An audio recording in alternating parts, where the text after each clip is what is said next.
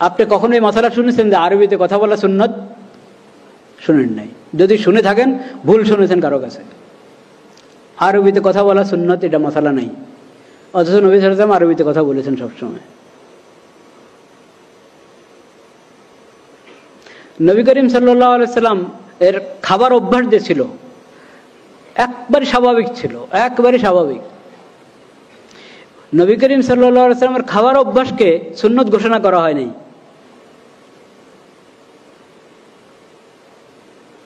নবী করিম সাল্লাল্লাহু আলাইহি ওয়াসাল্লাম খাবার অভ্যাস যদি সুন্নত ঘোষণা করা হতো তাহলে কি অবস্থা হতো আমাদের? মাসকে মাস গিয়েছে, ঘরে উম্মুল মুমিনিনদের ঘরে আগুন জ্বলে নাই। আগুন জ্বলে না এর মানে ভাতের তো প্রশ্নে আসে না, ভাত তো সেখানে তেমন তখন ওটা চালের ইয়া ছিলই না, তেমন চালের অস্তিত্ব ছিল না তা না, কিন্তু রেওয়াজ ছিল না তেমন একটা। হলে রুটি জবের হকার, কিন্তু তাও আগুন জ্বলছে না, তো এর মানে রুটিও না, কি পানি আর খেজুর, সেটা কখনো আছে কখনো আছে না, আছে কখনো নাই, এই অবস্থা। কেন? এ না যে কোনো নবী করিম সাল্লাল্লাহু আলাইহি ওয়াসাল্লাম আর্থিক সংকট, সবসময় আর্থিক সংকট ছিল তা না। আল্লাহ তাআলা অনেক দান করেছেন নবী করিম সাল্লাল্লাহু আলাইহি ওয়াসাল্লামকে, কিন্তু নবী করিম সাল্লাল্লাহু আলাইহি ওয়াসাল্লাম দান করতে থাকতেন, উম্মুল মুমিনিনরা দান করতে থাকতেন, এত দান করতেন যে পরে দেখা যায় ঘরে হয়তো আজকে খেজুর দরকার, যে কয়জনের জন্য যে পরিমাণ খেজুর দরকার সেটাও হয়তো নাই, শুধু পানি আছে, বা খেজুর আছে আর পানি আছে। কিন্তু এটাকে নবী করিম সাল্লাল্লাহু আলাইহি ওয়াসাল্লাম সুন্নত ঘোষণা করেন নাই যে খেজুরেই তোমাদের প্রধান খাদ্য হবে, রুটিয়ে তোমাদের প্রধান খাদ্য হবে, জবের রুটি প্রধান খাদ্য হবে, ঘোষণা করা হয় না। কেন? এটা কঠিন হয়ে যাবে। পোশাকের ব্যাপারে ধরেন, কোন রঙের পোশাক হবে, কোন ধরনের পোশাক হবে, কোন এলাকার পোশাক হবে, কিচ্ছু না, কিন্তু টাকনার উপরে রাখো, পুরুষ টাকনার উপরে রাখবে, এটা বিধান, এটা ওহী ছাড়া জানা যাবে না। এবং অমুসলিমদের যেটা এই নিদর্শন, ওই ধরনের কোনো কিছু তুমি গ্রহণ করো না, তুমি মুসলিম, এটা বিধান দিয়ে দিয়েছে। এবং পোশাকের উদ্দেশ্য হলো ছতর যাতে না দেখা যায়, তাইলে ওরকম পোশাক হইতে হবে যে ছতর দেখা যাবে না। এরকম মোটা দাগের কিছু বিধান দিয়ে দেওয়া হয়েছে। এরপর উন্মুক্ত ছেড়ে দেওয়া হয়েছে, কে সালোয়ার পরবে, কে লুঙ্গি পরবে, কে চাদর, কে জামা, জামা হলে কোন ধরনের জামা, কানিফারা না গোল না কি, কোনো কিছুকে বিধান বানিয়ে দেওয়া হয়নি। এরকম আপনি এক একটা জিনিস নিয়ে যদি চিন্তা করেন তো দেখবেন আমাদের এই শরীয়তের মধ্যে নবী করিম সাল্লাল্লাহু আলাইহি ওয়াসাল্লামের যে আদর্শ, এখানে ফরজের সংখ্যা আর হারামের সংখ্যা কম। সাধারণ সুন্নত, মুস্তাহাব, নফল এটার সংখ্যা বেশি, ফরজের সংখ্যা কম। এরকম হারাম, হারামের সংখ্যা থেকে দেখা যাবে হয়তো অনুত্তম, মাকরু, ওটার সংখ্যা হবে কি বেশি। একবারে হারাম, ওটার সংখ্যা কম অন্যগুলোর তুলনায়। আর প্রয়োজনীয় কোনো কিছু ওটার মধ্যে বন্ধকত মানে প্রতিবন্ধক হবে, এই ধরনের বিধান নবী করিম সাল্লাল্লাহু আলাইহি ওয়াসাল্লামের পবিত্র সিরাতের মধ্যে পাওয়া যাবে না। আরেকটা হলো, বললাম যে কোনো অঙ্গন খালি নেই, শরীআতুন খালিদাতুন শরীআতুন শামিলাতুন শরীআতুন আম্মাতুন।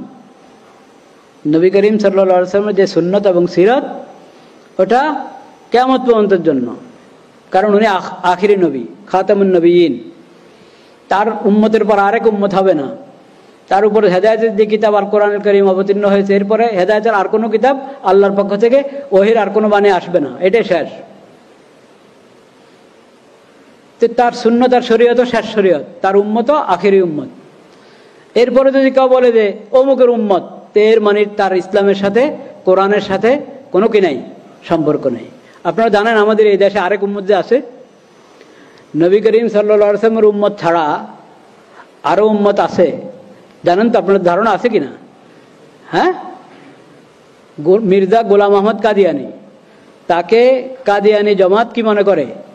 নবী মনে করে। আমাদের নবী, আখির নবী হযরত মুহাম্মদ মুস্তাফা সাল্লাল্লাহু আলাইহি সাল্লাম, হ্যাঁ, কিন্তু তার 1200 বছর বা একটু বেশির পর হলো মির্জা গোলাম মোহাম্মদ কাদিয়ানী। এই মির্জা গোলাম মোহাম্মদ কাদিয়ানী নবুয়তের মিথ্যা দাবি করেছে এবং কিছু লোক তাকে নবী হিসাবে মেনে নিয়েছে, তারা মির্জা গোলাম মোহাম্মদের উম্মত। এই যে নতুন আরেক উম্মত বের হলো, এই উম্মতের কোরআনের সাথে কোনো কি নাই, সম্পর্ক নাই। কোরআনের নাম নিচ্ছে, কোরআন প্রচার করছে, কোরআনের অনুবাদ করে প্রচার করছে। এই কিছুদিন আগে, কয়েক মাস আগে ইয়েতে জাদুঘরে তারা কোরআন প্রদর্শনী করেছে তারা। কারণ বুঝেন না, এটা তো কি বলে এটাকে, সমান অধিকার। বুঝতে পেরেছেন? সমান অধিকার তারা সেমিনার করতে চায়, কে মানা করবে? এটা একটা চিন্তা।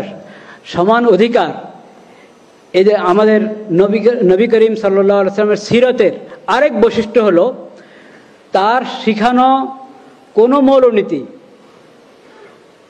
শিখানো কোনো বিধান, তার শিখানো, তার দেওয়া কোনো পরিভাষা, এটার মধ্যে কোনো অস্পষ্টতা নেই।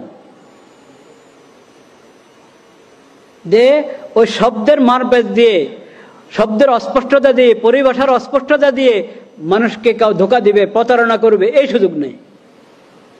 সব আলহামদুলিল্লাহিল্লাযী আনজালা আলা আবদিহিল কিতাব ওয়ালাম ইয়াজআল লাহু ইওয়াজা, ওয়ালাম ইয়াজআল লাহু ইওয়াজা। কোনো ধরনের বক্রতা, কোনো ধরনের অস্পষ্টতা, কোনো ধরনের কোনো খোঁজ ত্রুটি এখানে খুঁজে পাবে না এই সিরতের মধ্যে, এই শরীয়তের মধ্যে, আল্লাহর অবতীর্ণ করা এই কোরআনের মধ্যে। তো সমান অধিকার, এটা একটা পরিভাষা, এটা কোরআনের পরিভাষা না, নবী করিম সাল্লাল্লাহু আলাইহি ওয়াসাল্লামের সিরত এবং সুন্নতের পরিভাষা না। এই জন্য এটার মধ্যে অনেক অস্পষ্টতা। সমান অধিকারের ব্যাখ্যা করেন আপনি বসে বসে, এক একজন এক এক ব্যাখ্যা করবে। কাকে বলে সমান অধিকার? একটা পরিভাষা আপনি দিচ্ছেন, তাহলে এটার সঠিক ব্যাখ্যাও তো দিতে হবে, সঠিক মর্ম দিতে হবে। সমান অধিকার আপনি বলবেন প্রত্যেকে তার মতাদর্শ, তার মতবাদ, তার চিন্তা চেতনা, ওটা আপনার ইয়ে করার, তবলিগ করার, প্রচার প্রসার করার অধিকার রাখে। আচ্ছা, যদি এই কথা আপনি দলিল দিয়ে সাব্যস্ত করতেই পারেন যে সবার অধিকার আছে, আমি এখন ওই তর্কে দিলাম না, কিন্তু আমি বলতে, তবলিগের অধিকার আছে, প্রতারণা করার অধিকার আছে, প্রতারণার অধিকার আছে।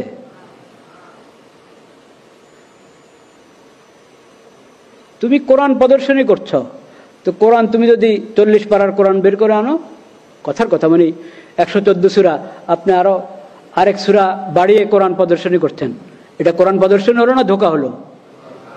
ধোঁকা হলো। ঠিক এরকম একটা সূরা বাড়ান নাই, একটা আয়াত বাড়ান না, যা আছে তা ওটাই প্রদর্শনী করছেন, কিন্তু ওটার অনুবাদ করা হচ্ছে বিকৃত করে, অনুবাদ করা হচ্ছে বিকৃত করে। তারা কাদিয়ানীরা যতগুলো তাফসীর বা অনুবাদ গ্রন্থ প্রচার করে, তারা সবগুলোর মধ্যে বিকৃতি আছে, কোরআনের বিভিন্ন পরিভাষার বিকৃতি আছে, এবং এমন বিকৃতি ঈমান কুফর হয়ে যায়, কুফর ঈমান হয়ে যায়, হালাল হারাম হয়ে যায়, হারাম হালাল হয়ে যায়, এই ধরনের বিকৃতি আছে। আকীদা পরিবর্তন হয়ে যায়, এই ধরনের বিকৃতি আছে। তো এটাকে কোরআন প্রদর্শনীর নামে, কোরআন অনুবাদ, কোরআন তাফসীরের প্রদর্শনীর নামে যদি প্রচার করা হয় এবং প্রদর্শনী করা হয়, তাহলে এটা কি তবলিগ হলো না প্রতারণা হলো? প্রতারণা। তা আপনি সমান অধিকারের কথা বলে আপনি বলেন যে তারাও তো, তাদেরও একটা ধর্ম আছে, কাজে ওদের নাগরিক হিসাবে অধিকার রাখে এটা প্রচার করার, নাগরিক হিসাবে প্রচার করার অধিকার রাখে, মানুষকে ধোঁকা দেওয়ার অধিকার রাখে না। এটা কে বুঝবে? কাকে বুঝাবেন? আমরা কি বুঝি না, না বুঝেও বুঝি না? কোনটা?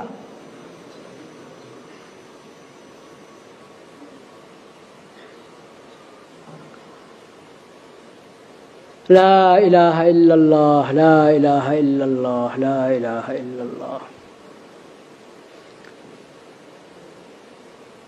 যখন এই প্রসঙ্গটা এসেছেই, আমি আর একটা কথা বলে দিই। বক্সিবাজারে দেখবেন কেন্দ্র আছে, তারা নিজেদেরকে বলে আহমদিয়া মুসলিম জামাত। আহমদ সাল্লাল্লাহু আলাইহি ওয়াসাল্লাম আমাদের নবীর নাম না নাকি? ওয়া মুবাশশিরাম বিরাসূলিন ইয়াতি মিন বাদি ইসমুহু আহমদ, ওয়া মুবাশশিরাম বিরাসূলিন ইয়াতি মিন বাদি ইসমুহু আহমদ। ঠিক পড়েছি আয়াতটা? তাই আহমদ নবী করিম সাল্লাল্লাহু আলাইহি ওয়াসাল্লামের নাম, মুহাম্মদ নবী করিম সাল্লাল্লাহু আলাইহি ওয়াসাল্লামের নাম। আহমদ সাল্লাল্লাহু আলাইহি ওয়াসাল্লাম মুহাম্মদ সাল্লাল্লাহু আলাইহি ওয়াসাল্লামের সাথে কোনো সম্পর্ক নাই কাদিয়ানী জামাতের। তারা আহমদের অনুসরণ করে না, তারা তো গোলাম আহমদের উম্মত। আবার তারা তাদের উপাসনালয়, খেয়াল করবেন আমি কি কথা বলছি, উপাসনালয় বলেছি কিন্তু মসজিদ বলি নাই, কারণ কাদিয়ানীদের উপাসনালয় মসজিদ নয়। মসজিদ তো হলো উম্মতে মুসলিমা, মুসলমানদের উপাসনালয়, যেটা